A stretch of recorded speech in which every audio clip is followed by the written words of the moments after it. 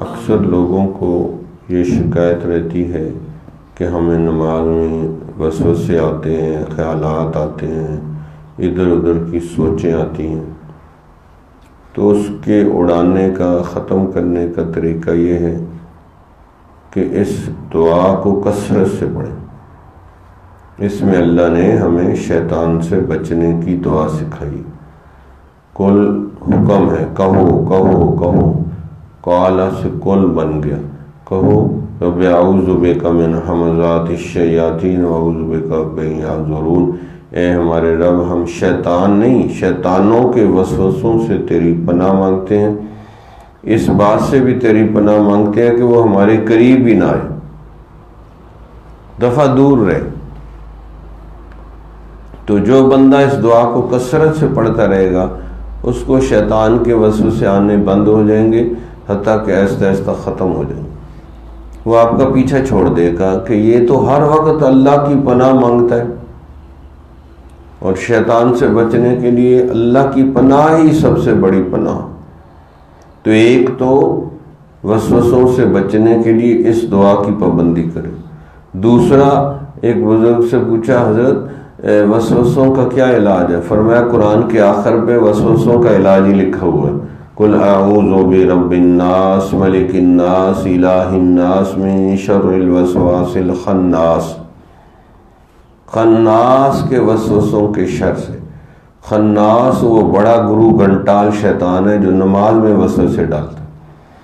تو اس سورت کو کثرت سے پڑھنے سے بھی شیطان جان چھوڑ دیتا ہے، اور اس کے ساتھ ساتھ ذکر کی کثرت کریں تب بھی شیطان جان چھوڑتا ہے۔ استحوذ علیہم الشیطان فانساہم ذکر اللہ۔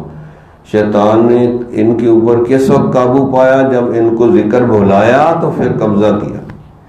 اگر اللہ یاد رہے تو شیطان قبضہ نہیں کر سکتا بندے، تو اس لیے اللہ کو یاد رکھنے سے بھی شیطان کی جان نکلتی ہے، وہ بھاگتا ہے۔ تو اس لیے ذکر کی کثرت کرنے سے بھی شیطانی وسوسے کم ہو جاتے ہیں۔ اسی طرح جو بندہ تہجد میں، فجر میں ذوق شوق سے اللہ کا قرآن پڑھتا ہے تو اس وقت بھی شیطان سے جان چھوڑ جاتی ہے۔ وَإِذَا قُرِئَ الْقُرْآنُ فَاسْتَمِعُوا لَهُ وَأَنصِتُوا لَعَلَّكُمْ تُرْحَمُونَ۔ جب پڑھا جائے قرآن تو اللہ کی پناہ میں آ جاؤ تاکہ وَإِذَا قُرِئَ الْقُرْآنُ فَاسْتَمِعُوا لَهُ وَأَنصِتُوا لَعَلَّكُمْ تُرْحَمُونَ۔ جب پڑھا جائے قرآن اللہ کی پناہ مانگو، خاموش ہو جاؤ تاکہ تمہارے اوپر چھم چھم رحمت برسے۔ تو اعوذ باللہ من الشیطان الرجیم، اس کو پڑھنے سے بھی شیطان جان چھوڑ دیتا۔ اسی طرح لا حول ولا قوت الا باللہ، انسان شیطان ہو یا جن شیطان ہو تو اس سے بچنے کے لیے یہ بھی اکثیر ہے، لا حول ولا قوت الا باللہ، اس کو پڑھتے رہیں۔ اس سے بھی نفسانی اور شیطان جان چھوڑ دیتا ہے۔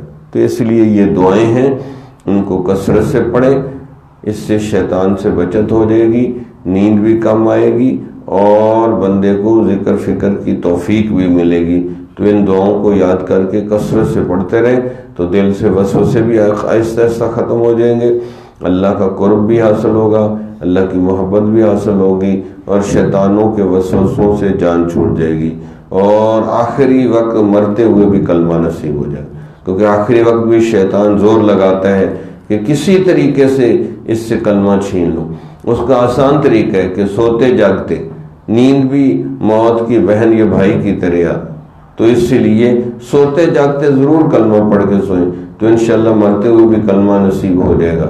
جو سوتے جاگتے سہولت میں کلمہ نہیں پڑھتا، وہ مشکل وقت میں کیسے کلمہ پڑھے گا؟ تو اس لیے سوتے جاگتے ضرور کلمہ پڑھنے کی پابندی کریں۔ اللہ ہم سب کو ولایت کا نور دے دے، استقامت دے دے، اور ہمیشہ پابندی سے کلمہ پڑھ کے سونے اور کلمہ پڑھ کے جاگنے کی توفیق عطا فرمائے۔ وآخر دعوانا الحمدللہ رب العالمین۔ مراقبہ کریں۔